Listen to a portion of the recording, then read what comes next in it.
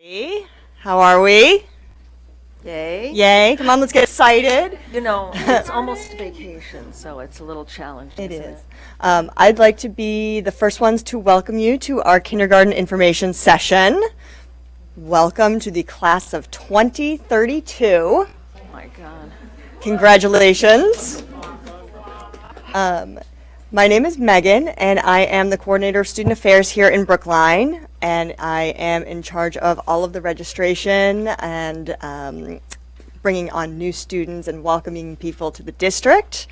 And this evening, we're going to do a little presentation for you. We'll speak about the registration process so you can feel as confident and secure and prepared going all the way through the spring as you can. I'm going to do quite a lot of speaking at the beginning. I'm also going to invite my colleagues to speak who are here. Before I get started, I want to introduce Mr. Ben Lummis. Hi, folks. Good evening. Thanks for coming tonight. So the reason we're using microphones is this is our 5th kindergarten information session, and we're recording this one so we can put it online for Brookline Interactive Group, and so more people can see it as well. Access is super important. So we're video recording and we're using microphones, and we may, when you ask questions later, we may repeat your questions before answering them, just so people who are watching ultimately, we expect a lot of views, but not sure we'll get them. Anyway, let me back up. I'm Ben Lummis. I'm part of the senior leadership of the district. I oversee the Office of Student Affairs, which Megan runs. And she has a few folks in there. Mark Chan also, who's in the back, who many of you will meet. And our Office of Student Affairs is really the first step on welcoming you and your children to the public schools of Brookline. So we're really excited you're here today. Excited that you've chosen Brookline to send your children to. And you're going to see that there are many steps going forward. But our Office of Student Affairs, Megan and Mike and others, Caitlin, also Vicky here, will be helping you along the way. And our goal is to provide a bunch of support to prepare you to do just the sort of administrative steps to make sure your child gets into the schools properly, and then ultimately has a great transition into kindergarten. And all along between now through the spring, summer, into fall, we'll work on that transition with you, transitioning us from the work you're doing with our office to the work you'll be doing and your teacher will be doing with you and your child. My wife and I have twins who are sophomores in college right now, so our first day at kindergarten was a long time ago. I do remember it. It was quite eventful, but it wasn't easy for me, much easier for my wife, but we all managed well, and it was fantastic. So it's a big step for all of you. How many of you already have a child who's in kindergarten or older? A few? Yeah, so not many. So for many of you, it's your first. So a lot of steps, but we're here to support you all the way through, and thanks for coming tonight. Ben. So I said I'm Megan. I want to introduce you to my two colleagues so they're not just sitting here quietly. On my right is Vicky. I am the principal of early education in Brookline, which means I lead the Brookline early education programs, but also have partial responsibility for kindergarten, professional development, supervision, etc., and the development of the transition to kindergarten, which happened when we went into full-day kindergarten quite a few years ago now.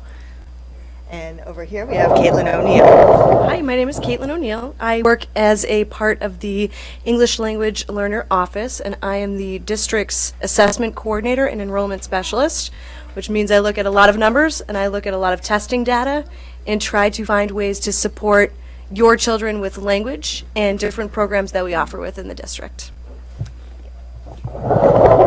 Okay, so I'm going to get started, and we have some materials. They're available here. They're available in multiple languages. If you lose it, it's also going to be available on the website if you want to refer back to it. And then we also have some additional cards that you may have seen. They look kind of like this.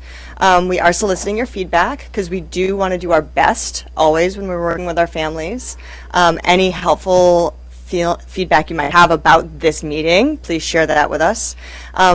If you feel more comfortable having us send you an email with an answer to your questions, you're also more than welcome to just jot that down, and we'll send you an email back in the next week or so to follow up with you. And then right in the middle of this card, you'll see there's a few little check boxes. Even if you don't want to fill out any other part, I'm going to really recommend that you do this part for us. We're seeking information on times that work well for families to do the registration, to come and visit with us, to speak with us. We're trying to be as accommodating as we can within the powers that we have available to us. So if we know that there's a particular time of day that's really not good for families, we don't want to offer a whole bunch of time slots that you're stuck with.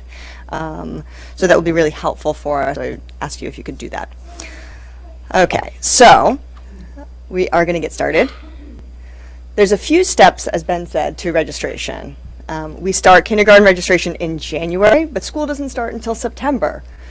It's 9 months, just about the same amount of time it takes you to get ready to have a baby, welcome into your family, right? There's a lot of adjusting that goes on your family side and preparing your kindergartner and understanding the changes that go between pre-K and or home daycare and the public school system. But there's also a lot of work that has to go on our end so that we make sure that we find your children in the right school, with the right teacher, with the right support structure. And we do a lot of work throughout the spring to help prepare them for that. So we're going to start with the first question, okay? The first thing is, can you register for kindergarten? There's two things that we need to know. How many of you already live in Brookline? Is there anybody who hasn't moved to Brookline but is planning on doing so? Great, you've all passed the first test, okay? The first thing that you need to do is you need to be living in Brookline at the time you register your children for kindergarten. And the reason for that is the reason you're allowed to attend the public schools of Brookline is because you are residents. Without residency, you may not attend our schools. The second requirement for whether you can register is your child has to be old enough to go to kindergarten. You can see on the screen here that we have an age range for our kindergarten class of 2032. So if your child is born on or before August 31st of 2014, they can go to kindergarten. If your child was born September 1st of 2014 or after, 14 and after, they will be too young to attend kindergarten, and there is no exception to this rule. It is strictly based on age. Kindergarten is not required by law, which is wonderful, so we provide you with this wonderful transition experience for your children, but our school committee policy is 5 years and that's it. You have to be this age. There's no tests, nothing like that. So if you're a little bit young, you get to experience an extra wonderful year of pre-K education to help prepare them for kindergarten, and they'll be ready to go for kindergarten the following year. So we're going to go through all of the steps about actually registering now, okay? So there's a timeline, as I talked about. This is going to take us all a while to get from point A to point B. There's a few key dates that we just want to point out here. The first is January 3rd. So it's coming up in just a couple weeks now. On January 3rd, 2019, the online application will be available for you to log in, sign up, tell us all about you and your child so that we can help prepare to review all of this with you. When you're going through the application, the last thing you're going to do is make an appointment to work with our office in person, and those appointments will start till January 17th. We give you a couple of weeks between starting the application and when we start visiting with families so that we can give you time to prepare any documents you might need to find or gather, and also so that we can be prepared for you as well, okay? The other question that is most frequently asked is, when do I know what school I'm going to? That information will be sent out no earlier than late April. So even if you come and see us in January, those final assignments will not come out until April. Even if you know what school you're going to, we won't be sending you that until April, okay? So to register for kindergarten, we're going to need you to visit us online. This is a little screenshot of our webpage as it looks right now. The URL is there at the bottom. Our office does a few different things, including registration. So we ask folks why they're here to visit us online. What you're going to do is you're going to select the reason that you're here to register for kindergarten. Okay, so you'll click that top button. You can hit the button there. I am here to register my children from the public schools of Brookline. So this is going to take you through a few different pages to talk about the requirements we have, help get you prepared. You guys are going to feel super confident because you've come to visit this session. You're going to be extra prepared. Some of that will be repeated for you, just as a reminder. As you get to the end, you'll find there's a little figure. He's a little green dude guy sitting in front of a computer. That's the link to the application that you're going to fill out, okay? So when you get through all the way to there, you're going to start filling that out for us. And we ask you a lot of questions, okay? So I am going to recommend that if you're doing this, if you have the opportunity to use a device that's not your mobile phone, you might be happier. You can do it on your phone. It's just a lot of typing, so it's not as easy. If you have a keyboard device, that's probably going to make your life easier and faster. If you don't have devices at home, we have them available at our office, available for anyone and everyone to use if needed, okay? So during business hours, you can come by 24 Worcester Place to do that. This is a little screenshot of the front page. The first thing you'll see when you get into starting to fill this out, you'll need to create an account. For the username, we do recommend you use something you'll remember, like your email address. It's really easy to remember that way, right? How many of you here tonight have students who participate in the BEAP program or who receive services, educational services through the public schools? Great. So welcome again. Some of you have probably, I hope at this point, used this system before and you've come to see our office before. You're in luck this year. We are working to expedite this process for you since we've already met you once before. You should expect to receive a couple of emails from our office with detailed instructions, but we're going to set it up so that you will be using the same application account that you used before, and our staff will be filling out the application for you since we already know a lot about you. You'll still have to log in, you'll still have to verify your information, you'll have to sign all of your consents, because I am not going to say whether you feel you're comfortable with your students' photographs being shared publicly or not. You'll have to redo that for us. So you will not need to create a new account, and please don't. If you have older children that you've registered who are not part of the BEAP program, but you've never registered this kindergartner, please try to use the same account you used for your older children. It will do a lot of work for you automatically, so you will spend less time filling in information. And I'm going to get to questions at the end, okay? So that's just some helpful hints on getting started. I'm going to go through a couple of the pitfalls in the application just so we are all really confident about getting through this process smoothly. The first thing is we're going to talk about appointment type, okay? When you're filling this out, when you start talking about your kindergartner, the first thing we're going to ask you is what kind of appointment are you here for? Because we have a few different kinds.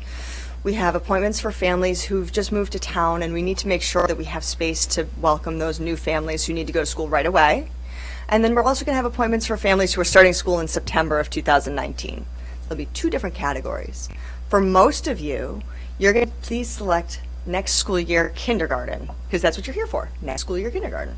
If you're part of the BEAP program, or your student receives educational services through our district, you're going to see that we've already selected for you the option next school year preschool, because you're part of our preschool program. And this is going to allow us to access a telephone registration verification for our early education families. So it'll be a different kind of appointment. We will be keeping track, so if somebody makes a mistake and picks the wrong kind, we'll help try to guide you to the correct one as we go as well. So those are very important, so we can make sure that we can approximate the amount of time we need to spend with each family, so that we're valuing your time and ours as well, okay? So as you're going through, you're going to answer a whole bunch of questions about you, about your child, where you live, their health information, and so on. When you get to the very end, you're going to see something that says final checklist, and you're going to say, ah, okay, I made it, I'm at the end. Don't stop. There's just a couple more little things. So you're going to want to make sure that you scroll all the way to the bottom of that checklist.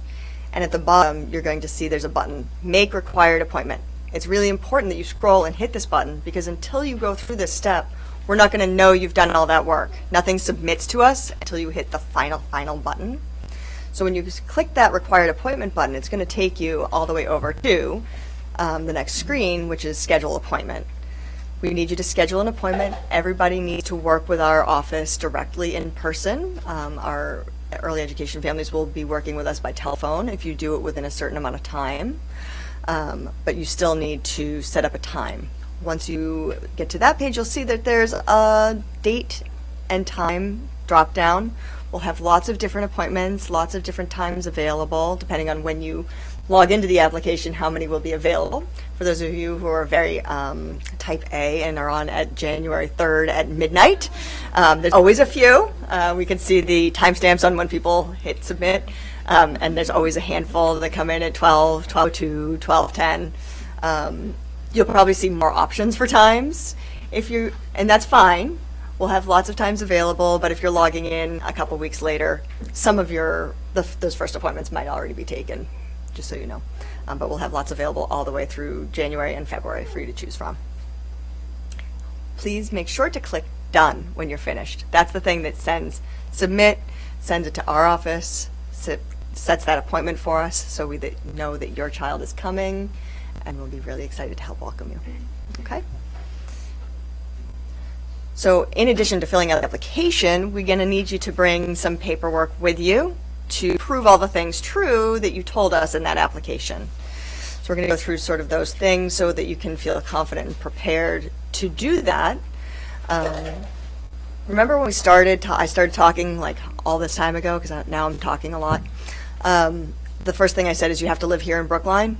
We need you to prove that that's true. And so there's a few different things we're going to need you to do.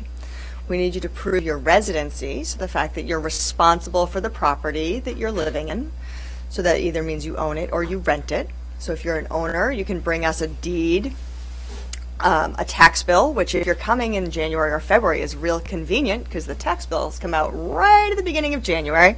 Okay, so if it comes in, you can just tuck it on the counter or put it in a little folder once you've taken care of it and bring it on in. That'll be good. We'll also take a mortgage payment statement if you have that from your most recent month. For those of you who are renters, of which there are many here in Brookline, we'll need a copy of your lease contract in addition to an additional form called the Landlord Living Agreement. This document can be found on our website. You can come over to 24 Webster Place and get it. You can send us an email. We'll send you a copy. It's all over the place. This document will need to be signed by the landlord in addition to your lease, and for many of you it will need to be notarized by the landlord. So we're talking about this now on January 18th. Registration appointments don't start till January 17th, so you've got plenty of time to work with your landlord to get them to complete this for us. We've been using these for many years here in Brookline, so the majority of our landlords understand that this is their responsibility, that they need to do this for their families that they rent to who go to the public schools. In addition to your residency, we need 2 proofs of occupancy. So proofs of occupancy are things that make your house livable, right? That prove to us that you're actually spending time in your house, in theory anyway. Those things are things like cable or internet service, electricity, gas, home telephone, or your home or renter's insurance to cover your belongings in case of accident or fire, etc. If you're new to town, you may need different things, but everybody here has said that they already live here, so it's great. We'll take your most recent bills. They need to be dated within 45 days. So if you're coming to see us mid-January, you can grab me the bill that you have on your counter now. Or you can wait till the next cycle. Just tuck them away. If you have online billing only, you can log into your account, just print it out. It's okay, it doesn't have to be on the official. We know what they're supposed to look like. Just print us a copy of your most recent statement from your online account.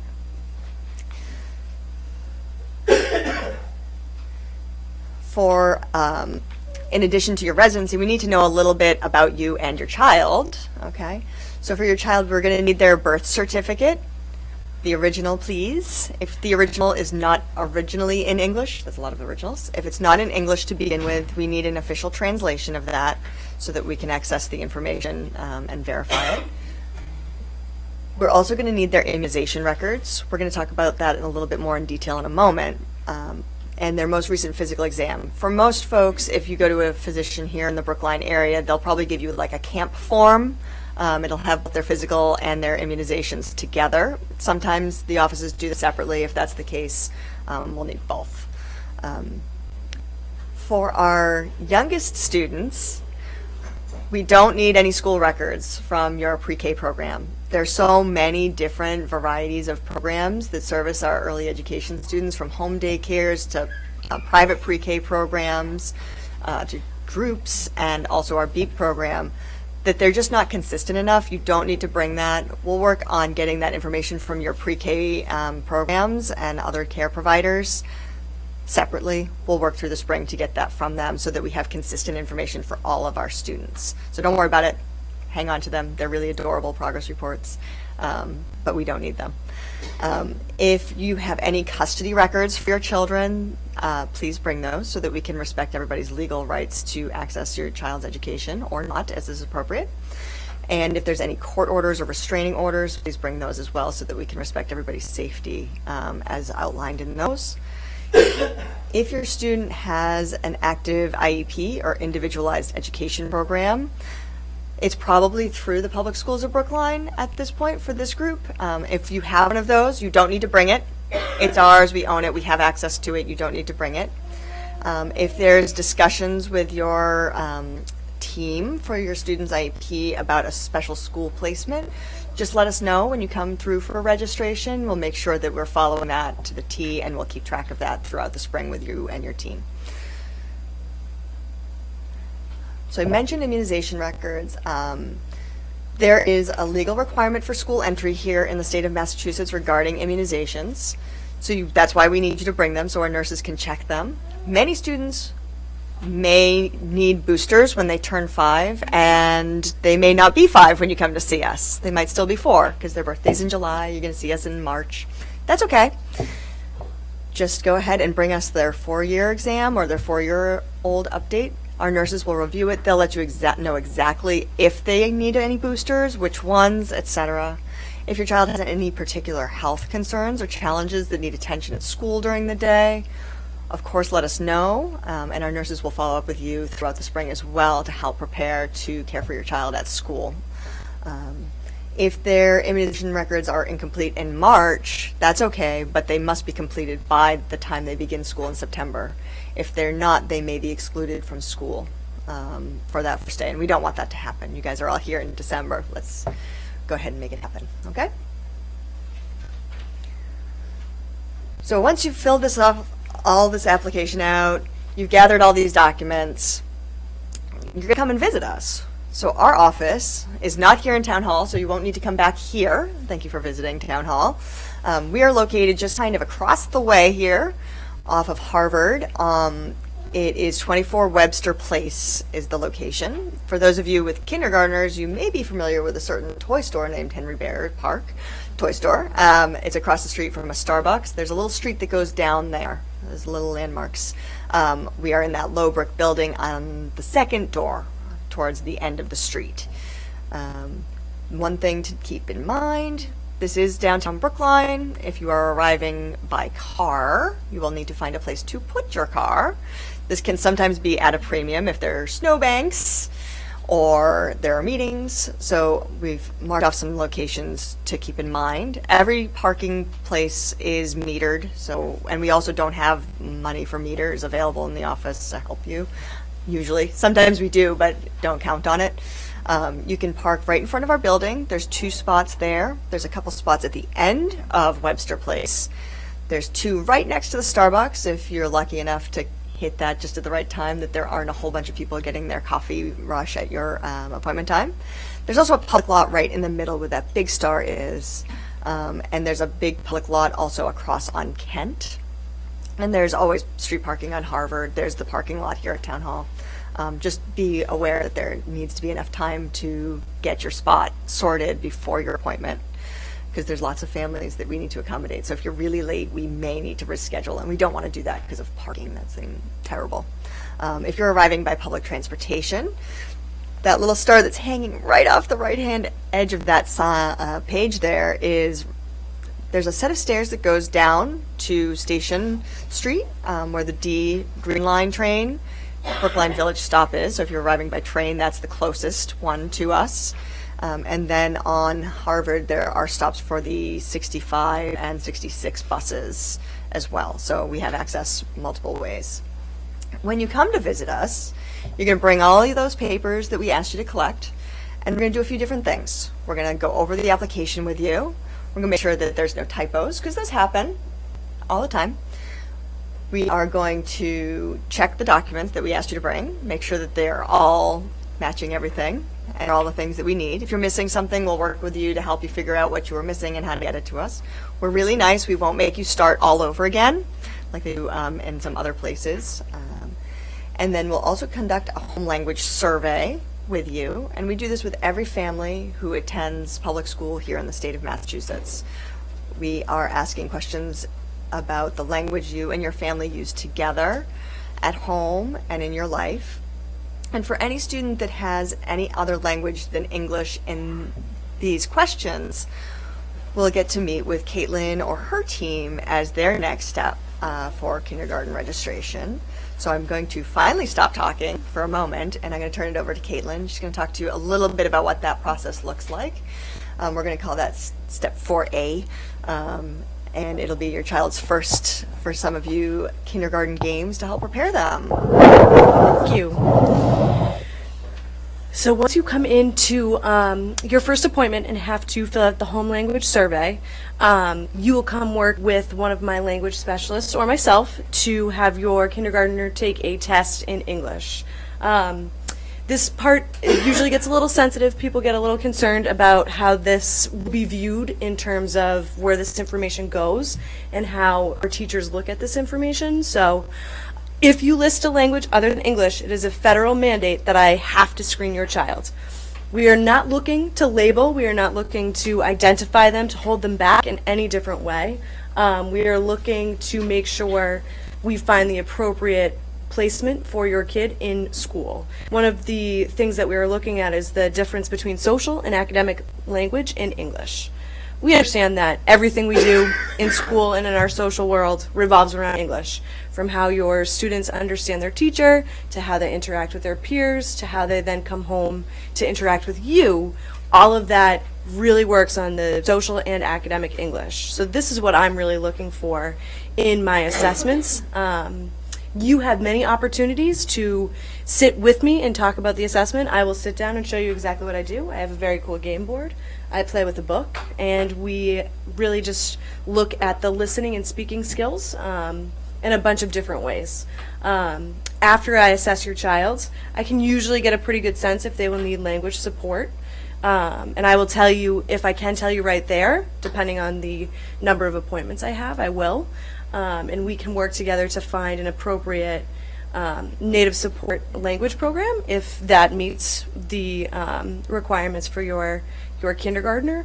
Or you also do have the option to opt out of the English language program if you have decided that these services are not for you and your family. While you can't exit out of the testing, you do not have to take the opportunity that we do offer. You can look from my graph here. I mentioned I like numbers. We are really looking, I know it's probably a little hard to read, out of the students that we screened and serviced last year, 46% of the district did qualify for English support in school, and 53 did not. So you can tell we're a very diverse district. We have a lot of different language support programs. We have a lot of different languages spoken in our schools. So we really want to work with you to make sure your kindergartners are in the best place with teachers who can help along the way. I am happy to ask or answer any other questions that you might have about this process. There's a lot more information on the tables about this as well. So yeah, please don't hesitate after to ask questions about this fun-filled, scary process. I promise your children won't be scared of me. It's great fun. It really is fun. They walk by my office and say, "Can I do it again?" They have a fun time with Caitlin and her team. So the next big question that everybody I'm sure has is, where am I going to get to go to school with my kid every day? Where are they going to go? Where's their new home? So as I mentioned at the beginning, you're going to have to wait until at least the end of April before we notify everybody about their school assignment. But you're probably wondering, how do we figure that out? So there's a few different ways.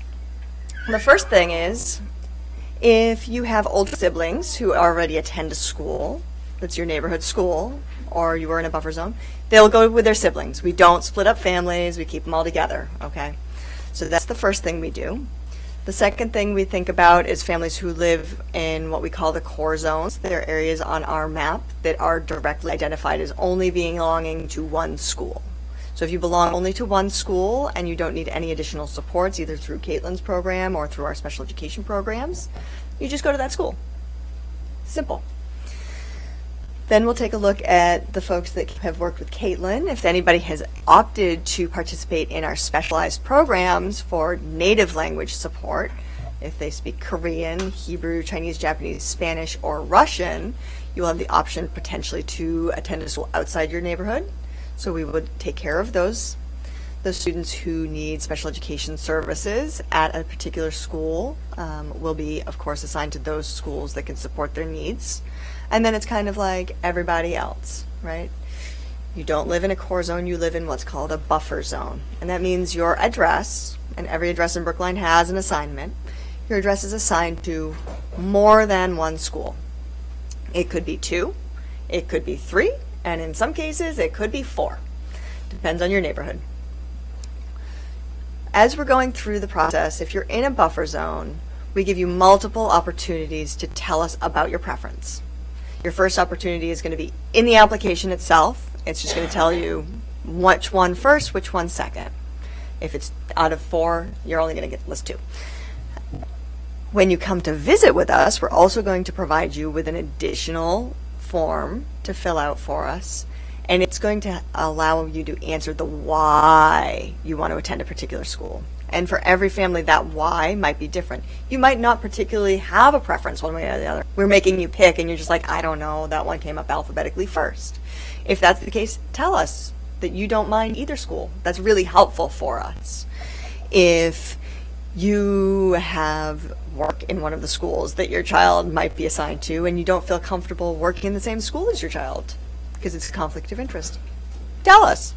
If grandma and mom and cousins all live in your building and they all went to that school and the cousins go to that school and we need to make sure that for childcare purposes you would prefer to have, auntie pick up, tell us that that's your reason. We'll take all of those reasons into account when we review the buffer assignments, which we do in April. We gather as many families as we can. That's why we wait until April. So we have as much information as we can as possible to make good decisions to balance our schools. The purpose of buffer zones is really to make sure that no one school comes imbalanced, where kindergarten classes in one school are particularly small and in another are particularly big. That doesn't service anybody in the community to do that. Of the families who are in the buffer zone, there's always a few who don't get what they want. We can't guarantee that you get your first preference. We do our honest best. There's always a reason behind an assignment. I would say last year, if we say there were 200 families that got buffer assignments in the April range, there were probably about 15 or so who didn't get their first preference. So I'd say that's a pretty good average of what we could do.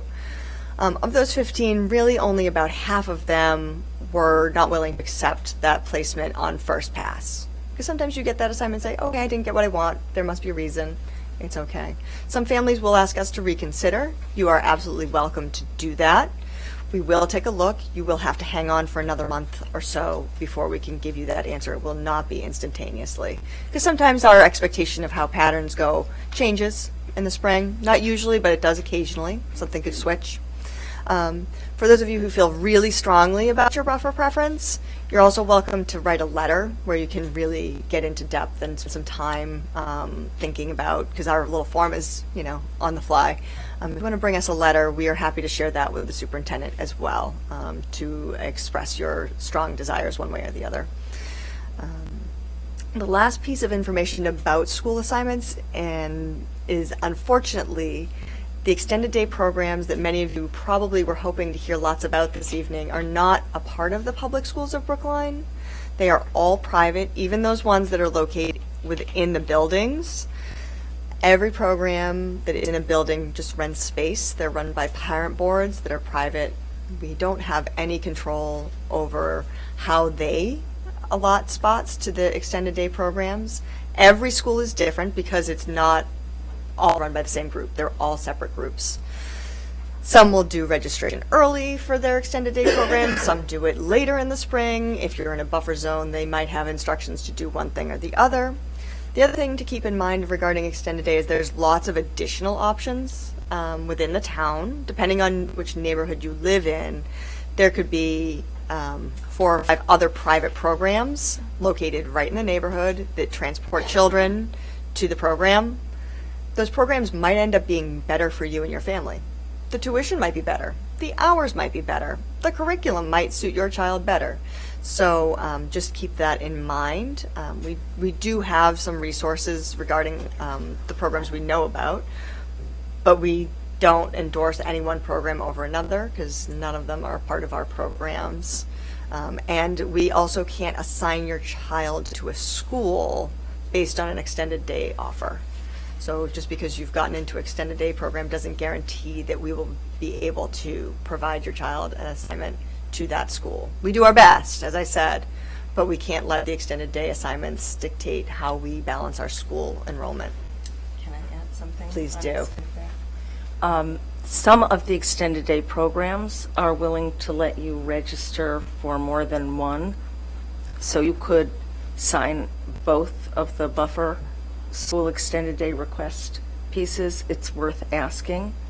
And there is also some reciprocity if you've put a deposit on one but you're assigned to the other, that the deposit can be transferred. Those are things you should ask when you sign up or give a deposit at a given site. Very good, thank you. So once you've got your school assignment, those are going to come out at different time periods, right? So if you come and see us in early winter, you guys will certainly be all set to get your assignment and next steps and dates and times of all the fun kindergarten events to come. You'll get those by the end of April. If something has come up and your family's traveling this winter and you're not going to be here in Brookline to see us, or somebody came down with the flu and you just couldn't make it work, that's okay. We'll be here. We're always here. If for some reason you don't see us until April or May, you'll get your school assignment by mid-May. You'll get it by the end of May. That's plenty of time to ensure that your kids get to participate in all the really fun activities that happen at our schools to help them feel confident and prepared and comfortable at their new school. If you come in after those events have happened, though, if you're just moving into the town at that time, you may not find our school assignment until the summertime. So just keep that in mind. Those families who come in late July or anything like that, of course, we will be assigning on a rolling basis. So as I said, there's a few opportunities for your children to participate in some really fun activities at school. We're going to help get to know you and your child.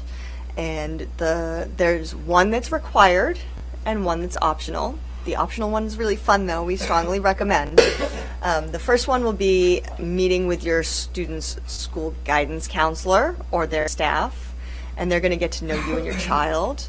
They'll take your child and do a little screening with them to see if there's any additional things that they want to check in with about your child, see how the readiness is in certain areas. And oftentimes, if you're in your school building and your child has any health concerns, it's a great chance to check in with the nurse and just say, hi, this is my child and we'd like to get to know you. The other event is peek and practice, and those happen once. There are no repeat events. There's only one per school. We'll give you those dates as you get your school assignments, so you'll have plenty of time to plan for them if you want to participate. And they are really fun events where your child gets to practice life as a kindergartner. So our expert in early education is going to get right into that transition piece with your child. One of the things that Brookline was noted for by the state was its transition opportunity. And Peak and Practice was one of those programs developed so that children could come to school, do some of the things a kindergartner does, and get a certificate that says they came to kindergarten, which is very empowering when you're starting school in the fall to remember that you've been there. The welcome takes place at the school. Parents do not need to leave their children, but if your children are willing to leave you, if not, you're of course welcome to go along, but they go off and go to kindergarten with all the other kindergartners that will be going to that school in the fall. Most children actually are able to do that, but we go off to a classroom and there are some games and group meeting time and a story, and they can draw a self-portrait or something else that they want to bring home, and ultimately then come back to where the parents have had an information session. You'll be able to hear what the school has to say about the PTO, about special events, special cultural aspects of the school, like how they do drop-off and pick-up. And there are differences because there are some smaller schools like the Heath School, and there are some larger schools like the Coolidge Corner School. And so some of the aspects of their routines in drop-off, pick-up, and special events are slightly different. Some schools have regular days that they have community meetings, and they'll let you know about those. They have special times that they let you know about events that that school has, like Lincoln School has a pumpkin fest. Other schools have spring events. And they want you to become part of the school as soon as you can. The PTO will have something to say and encourage you to become part of that organization, and they'll tell you more about things ongoing. When children come back from being the kindergartner and they get their certificate, then you go off, and during the rest of the spring and summer, depending on the school, there are scheduled playground events, but always we recommend that children go and play on the playground that they'll go to in that school in the fall, because it does make you feel more comfortable. And chances are you'll meet other children who are going to be kindergartners as well. The kindergarten classes, even though you've heard a lot about enrollment size, I'm sure in Brookline, our kindergarten classes are still very reasonable, in the low 20s or high teens. There's always a full-time paraprofessional in the classroom, so we have a ratio of a 1 to 10 in Brookline kindergartens, and they take part in the life of the school entirely, including language programs that begin in kindergarten. All of the schools have Spanish, with the exception of the Driscoll School, that has Mandarin starting in kindergarten, and they do that several times a week. So, aspect of kindergarten for that particular school and particular classroom, there will be back-to-school events early in the fall, and you'll be invited in to hear about life in kindergarten. Thank you, Vicki. Sure. So after you've had all these events and the schools have gotten to know you, they're going to work on your teacher assignments. So those don't actually come out until late June, July, sometimes August, depending on your school. The reason they come out so late is because they want to build the most balanced classrooms that they can. When you're meeting with the guidance counselor in the spring, you'll have the opportunity to talk to them about your child, let them know sort of their areas of strength, the areas that they might need extra support in. Maybe they have a hard time separating.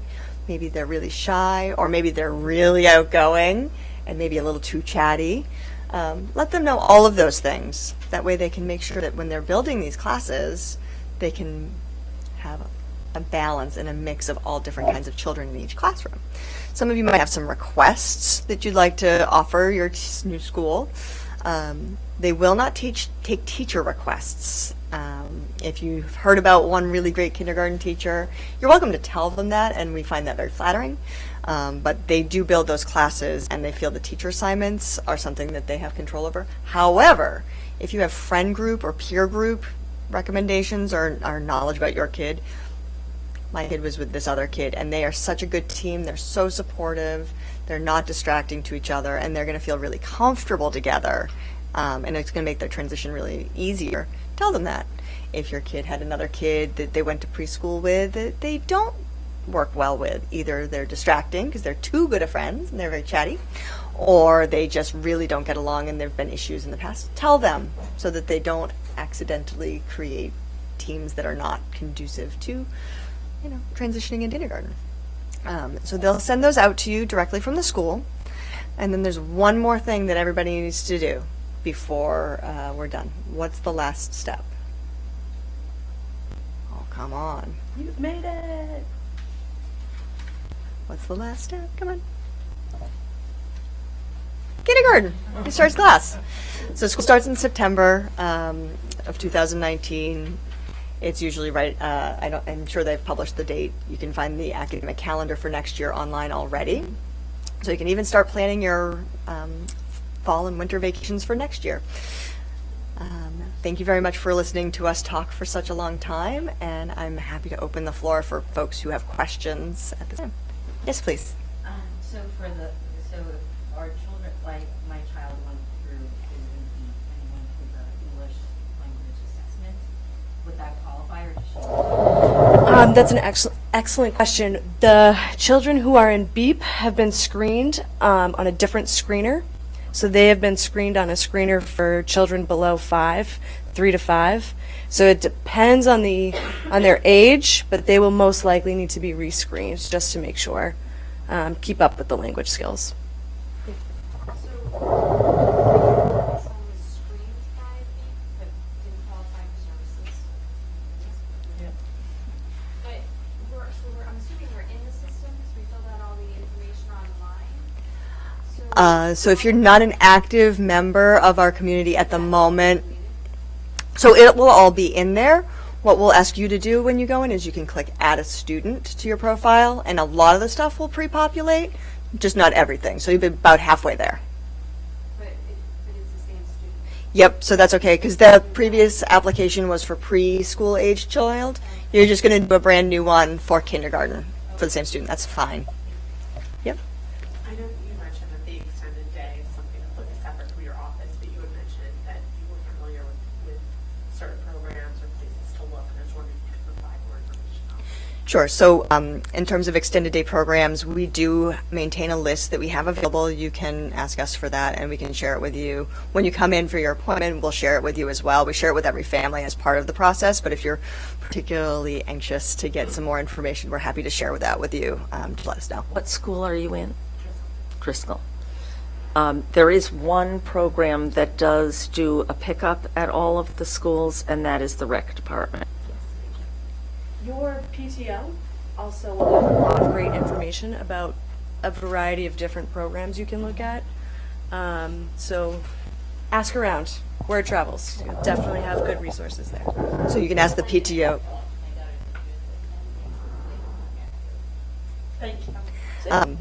And so ask also your neighbors who have older children. They will know all the things and all the places that they take their children and where they have taken their children. So we have a list, but your community is really probably your better resource, to be honest, because they're going to know Another the real Driscoll parent is- Yes, for sure. I'm just going to go back here. If you live in a buffer zone, is it possible to go and visit the schools that you might be placed in? So if you're in a buffer zone, we do not offer tours for the schools. Some PTOs may offer tours, but they're not part of what we offer. And they certainly would not be during the school day when the children are present. We can't have folks who we don't know visiting the school during the school day. But the best recommendation for that is that you go visit the playground to really get a sense of the community that exists at that school. The reason that we don't offer tours is because it's not ultimately your choice, it's your preference. The choice and the decision is ultimately with the district. So you can't really school shop, but you can tell us which one you think is preferable. You can always ask questions. Again, you can reach out to your PTOs at those different schools, though. They'll give you the real details on what that school is like and what you really need to know. I will say that the curriculum, in Brookline, we have a set of curriculum coordinators who help to manage, do professional development, provide curriculum materials, etc. And so there's a similar curriculum across Brookline, and all of the teachers go through teacher mentorship so that the teacher training piece is similar across Brookline, and where the assignments are made generally are informed by the numbers of students. And so you might have walked into a school that you think, oh, I really like this one, but the numbers of children in those classes will be significantly higher, and you'd be placed at a classroom where the numbers are significantly lower. So sometimes it's really the benefit that you have from getting your assignment. And it's the agony of the decision between two really wonderful schools. We don't have any school where you're like, this is a bad choice versus a good choice. They're all wonderful. And as you may know, some of the schools may be renovated or rebuilt. So we're all in the midst of, you might be in a school that's older now, but it might be brand new by the time you graduate. Sorry about that. I think we're supposed to go to the school and we're going to be renovated. If we end up in a school that is further away, like, are the kids provided some? If you are going to a school that's going to be renovated, and let me give you an example. When we did the renovation at the Runkle School, and they moved into what is Old Lincoln School on Route 9, then there was bus service. So your child is never in a place where you're required to get them to that spot. But in the case of Driscoll, there are real possibilities that they'll be able to stay in their school until a new school is built on the same property. So There'll be a plan in place. there'll be a plan, there'll be transportation, there'll be so much information and community.